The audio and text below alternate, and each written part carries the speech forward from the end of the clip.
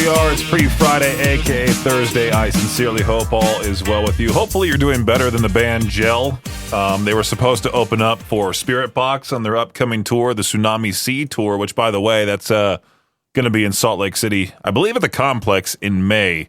You can find that show on our concert calendar at riverbendmediagroup.com/calendar. You can also find the shortcut to the concert calendar through our apps, the K-Bear app, the Cannonball app, as well as the Alt 101 app as well.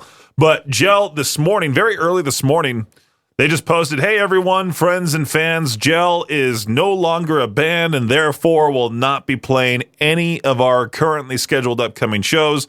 The reason is pretty simple at its core, and then they go on to say that their former guitar player, Anthony Webster, has committed, quote, such heinous acts in trying to forward himself in his musical career that he's done irreplaceable damage to the band in the process.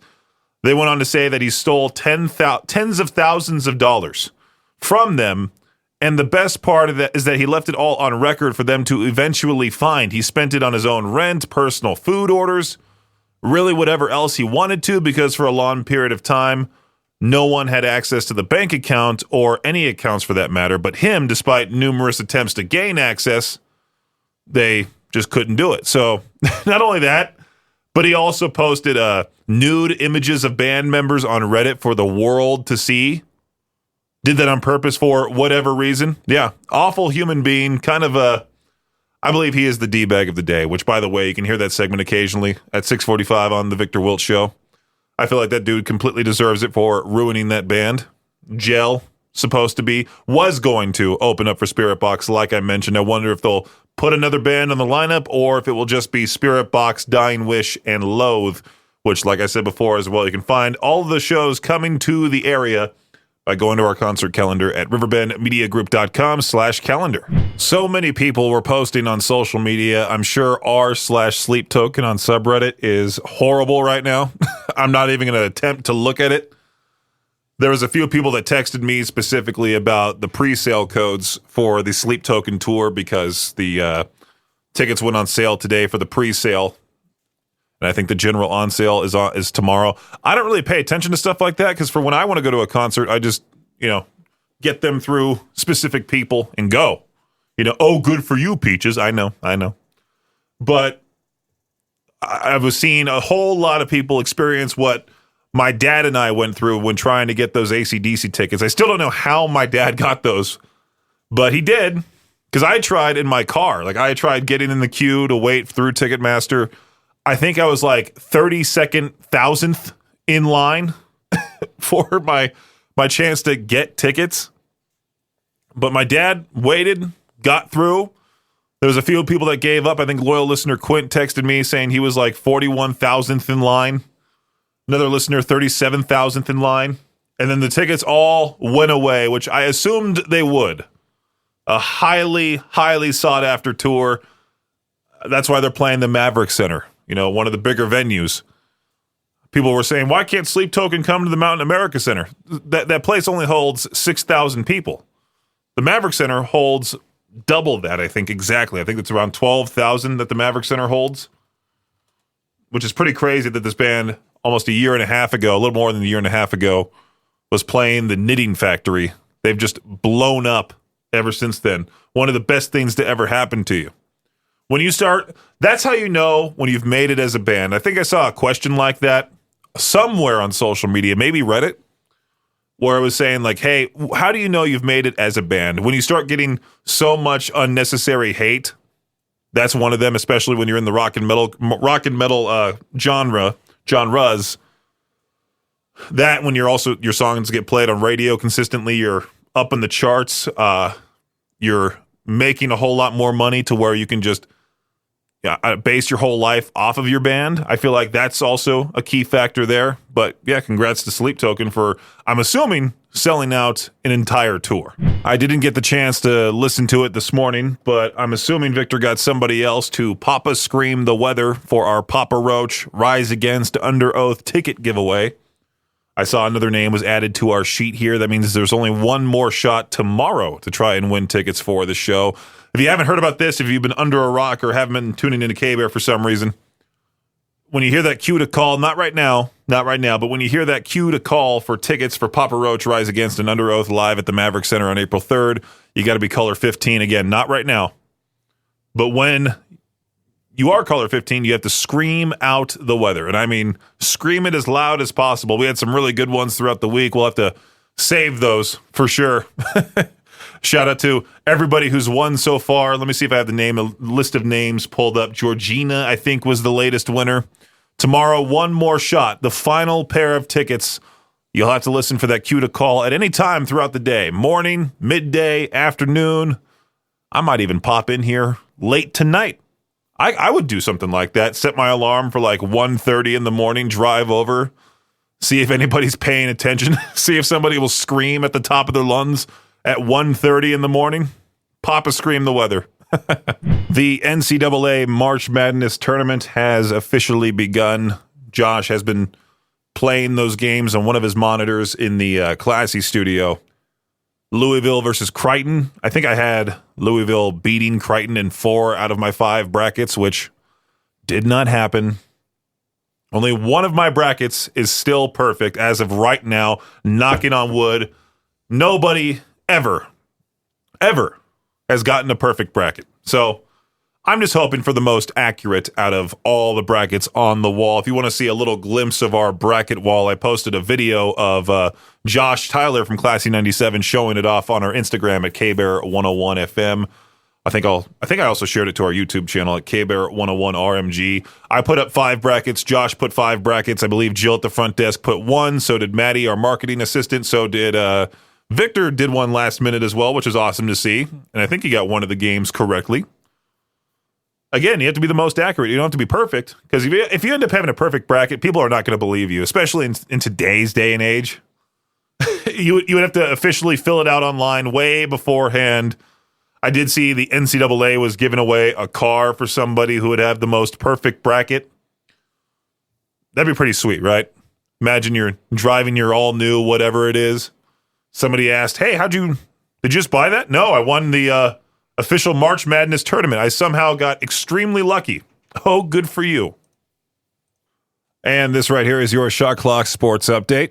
The Miami Marlins, they have the lowest payroll in Major League Baseball, and their cheap ways have extended to getting their minor league teams some extra playing time. A since-deleted ad on LinkedIn offered non-professional players a chance to play against the club's low-A affiliate in Jupiter, Florida, for a daily wage of $150. The offer implied that joining the practice squad could act as a pipeline to becoming a pro player. The ad raised some suspicion, though, at the Major League Baseball Players Association, which now includes minor leaguers. When the union asked MLB about the ad, they were told that MLB officials had already ordered the Marlins to scrap the plan, as it would violate baseball's roster rules, and labor practices. EA Sports is up in the ante for college athletes by offering $1,500 for their participation in the upcoming College Football 2026 video game. This is a bit of a boost from the $600 offered last year, and is due to the massive success of last year's version of the game. The bigger payout will affect around 11,000 guys, which is around 85 players per team.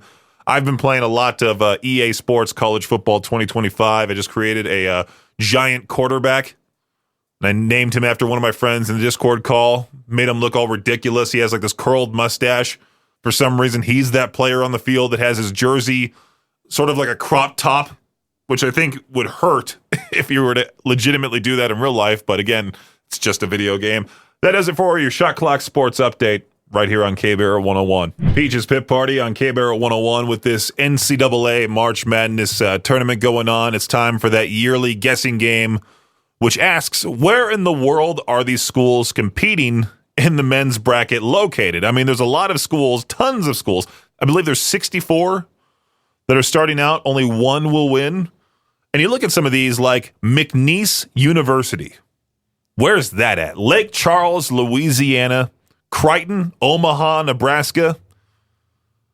There's a lot of these schools in just awful cities. And I'm not trying to be mean, but when you're a star athlete, you want to be a star athlete for like Florida State, San Diego State. You want to be in a highly attractive city. You don't want to be in Omaha, Nebraska. I mean, Vanderbilt, Nashville, Tennessee, that's pretty good. Cincinnati, Ohio, Xavier, Drake, Des Moines, Iowa. That's kind of like a letdown, isn't it? Des Moines, Iowa. Never been there, but from what it looks like, I wouldn't want to pay money for an airplane, an air voyage to Des Moines, Iowa, out of all places.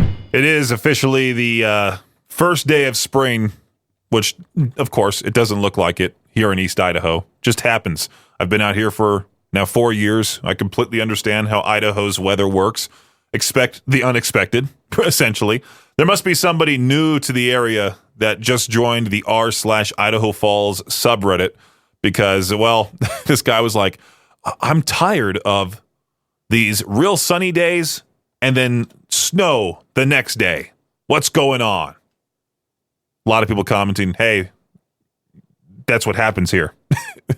It's basic. If you're new to the area, this is normal, all right? I mean, I'm now mad at my parents every time they mention to me, oh, it's 55 degrees, it's chilly in Seal Beach. And I go, ooh, good for you, Mom. Good for you. That's t-shirt and shorts weather. I mean, I'm out here wearing a t-shirt and jeans on a windy, cold day like today, and I'm just fine. There was the one time I showed up back home. My parents' very nosy neighbor named Linda. She was. When old people ask you this, it's so annoying. I feel like only old people ask somebody this, like, "Where's your sweater at?" It's freezing out there. Well, to old people, it is most likely freezing in Southern California. That's why all the old people flock to Florida. It's nice and hot year-round down there. I think Linda sets her house at like 75 to 80 degrees year-round. That would be like a sauna. I keep my place nice and cold. I rarely ever turn the heater on, mostly because, well, I'm a cheapskate, and I don't want the utility bill to skyrocket. I'd rather be cold and pay less money than, be nice and warm and pay a ton. Well, spring is officially here today. Like I mentioned not that long ago, I think the break right before this one, spring is officially here. First day of spring. That means it's uncuffing season for a lot of couples. The holidays, cold winter months known as cuffing season, where people cling to relationships, whether they're with the right person or not. But with spring and summer weather on the horizon, breakups start to happen, which is always fun to see, right? Sunshine, longer days make people happier, more social, more adventurous, and that often means wanting new experiences. Basically, just like spring cleaning your house, some people are more inclined to clean out their personal lives as well, which is a dumb thing to do, right? I know quite a few people that have that have done something like this, and it's awful. Breaks people's hearts, hurts people's feelings. It's kind of annoying, too. It's fun to see on social media when you're not involved. When you see couples break up, you see that giant relationship status at the top of their Facebook profile, and then you see it disappear. You see them update their profile picture. They now have a new look. They're trying their best to attract someone new. Sometimes you'll get really lucky and you'll see them start posting inspirational quotes to motivate them to get back to the way things were. Oh, I might be hitting too close to home, especially for me as well. Idaho's only rock station, K-Bear 101. Forget quiet quitting. These days, workers, they're revenge quitting. Basically, it's a huge take this job and shove it type of thing. People who are tired of their low wages, lousy treatment, they just quit their jobs in the most dramatic, disruptive way, like leaving in the middle of a shift, quitting at a really busy time of year, even sharing negative opinions about the company policy. I've only ever seen one person just get up and leave during the middle of a shift. That's it. I've never seen anybody else do anything close. I know I never, ever would do anything like that. I'm so afraid karma would come and get me. And also, like, you have to have a plan before you leave somewhere. You can't just quit a job and then have nothing lined up afterward. You can't pay the bills that way. I mean, if you can, good for you. I know a few people that have just quit with no follow-up plan, and it's weird that people will do that because it doesn't make any sense. Like, there's no cash coming in at all. So good luck. Good luck. And I don't think the company really cares either. Most big companies will be like, okay, put a job opening online. They'll refill the position right away because there's a ton of people wanting to get hired. You know, some people flip sneakers, others scalp concert tickets, just like what happens with Sleep Token, starting their pre-sale today and selling out of everything. But the real hustlers, they're out here slinging DMV appointments like it's the hottest club in town. In Florida, out of all places, there's scalpers that were caught selling free DMV appointments for $250 in Miami. Yeah, these scalpers amassed appointments using bots and fake accounts to exploit an online system. The tax collector's office spotted 200 suspicious appointments in the first 3 weeks after opening a new downtown Miami location for driver's license services, the Miami Herald reports.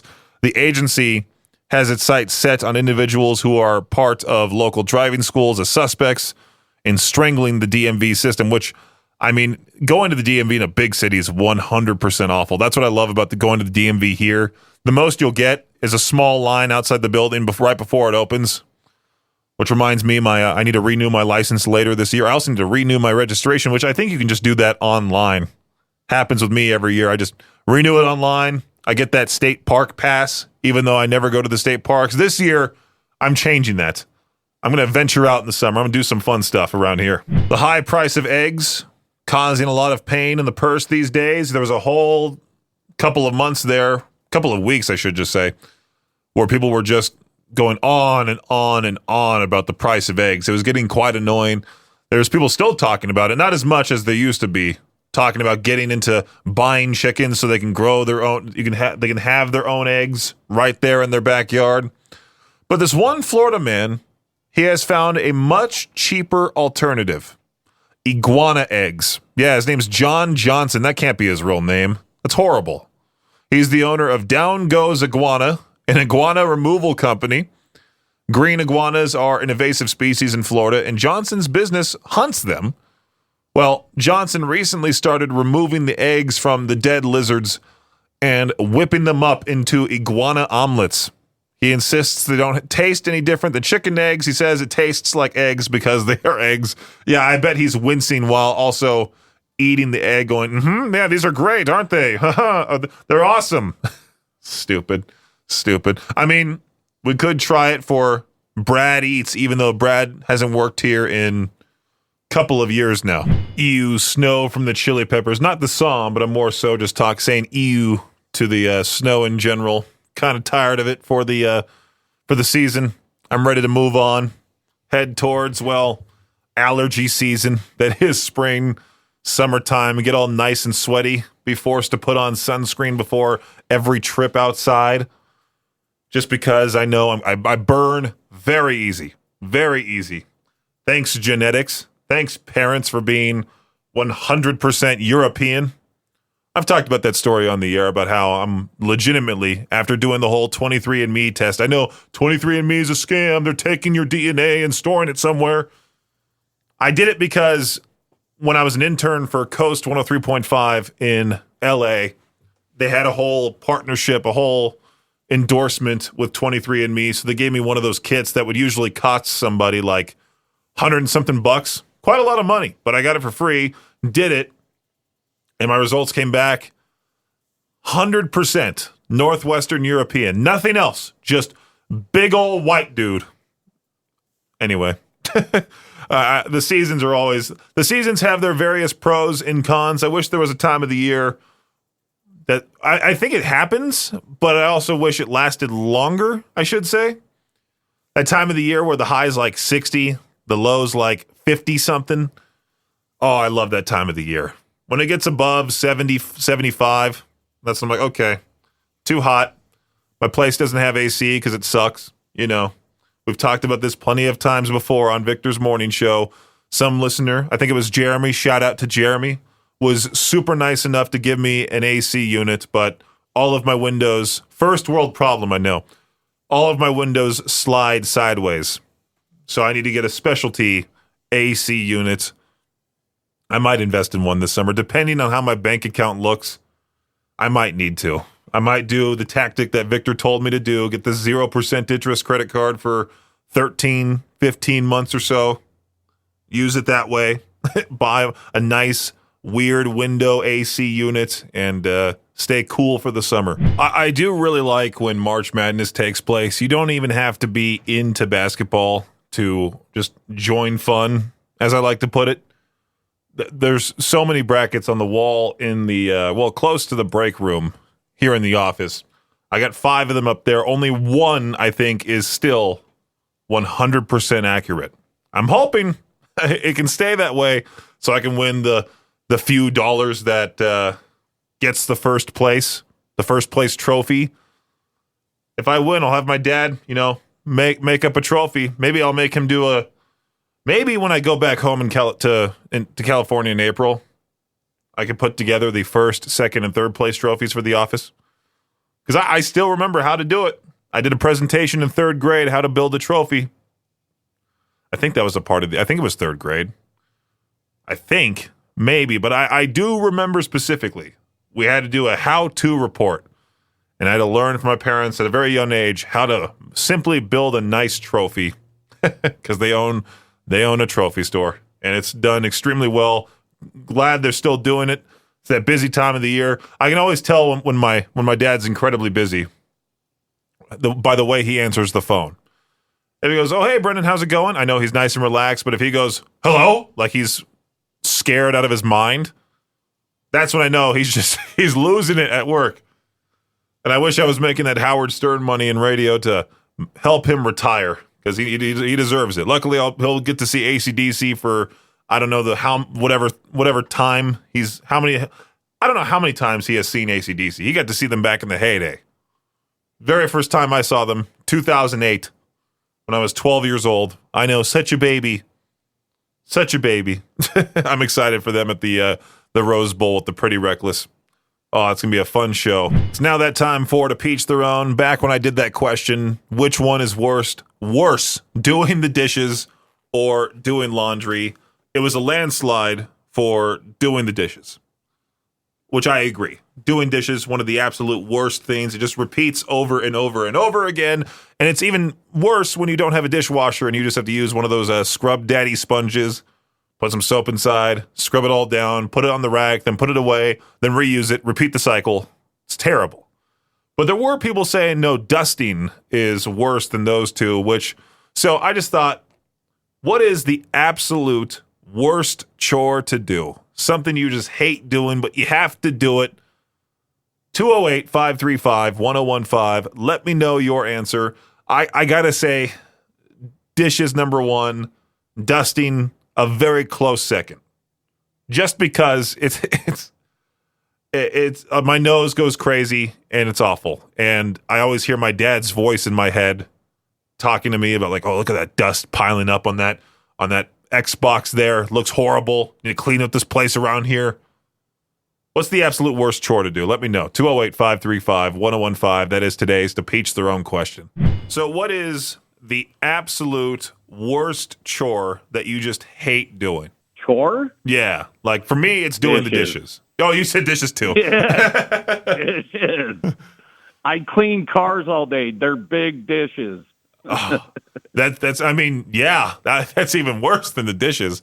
Yeah, I don't want to go home and do dishes. Right. Do you have a dishwasher at home too? It's a portable one, and we changed the sink so it doesn't work for right now. Oh, yeah. I just wash them by hand, put them in the rack. Yep. And then I consider them all done when they're in the rack. That's one of my biggest red flags is, I leave them there, and then I'll pick from the rack what I need for the next time, and then repeat the cycle of washing them, put them in the little rack next to my sink, and that's it. And that's a heck yeah. And when my sink's all nice and empty, I put that Fabuloso in there, clean it up, and there we go. K-Bear, how's it going? Pretty good. How you doing, Peaches? Doing great. What's the absolute worst chore to do? I have to say the toilet. Cleaning the toilet. My biggest fear with that is combining stuff that shouldn't be combined and then creating mustard gas and just poisoning myself. Hey, K-Bear, how's it going?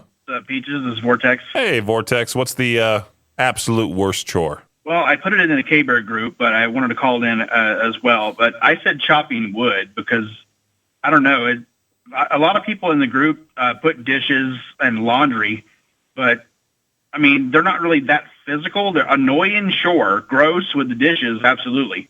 But if you ever had to chop wood, that's got to be the worst up there, especially when it's cold. Yeah, and I mean, not too many people have to do that, which, I mean, Yeah. I've never done.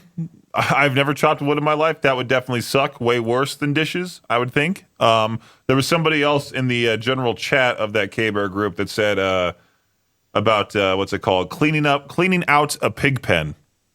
And Oh, yeah. that seems awful. K-Bear, how's it going? Good. How are you, Peaches? Hey, doing fantastic. Are you here to answer today's To Peach Their Own?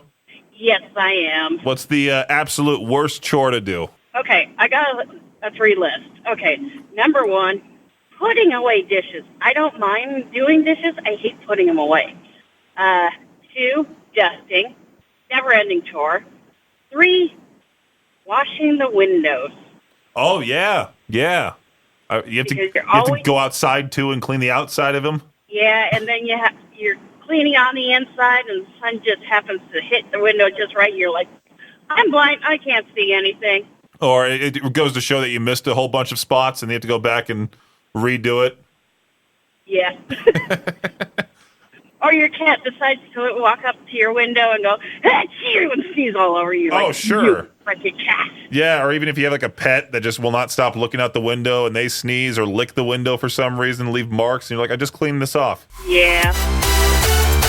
Thanks for listening to Peach's Pit Party, the podcast. If you enjoyed the show, please share, subscribe, and rate the podcast. Peach's Pit Party is hosted by me, Peaches, a.k.a. Brendan Peach, and is a production of Riverbend Media Group. For more information or to contact the show, visit riverbendmediagroup.com. Until next time, Peach out.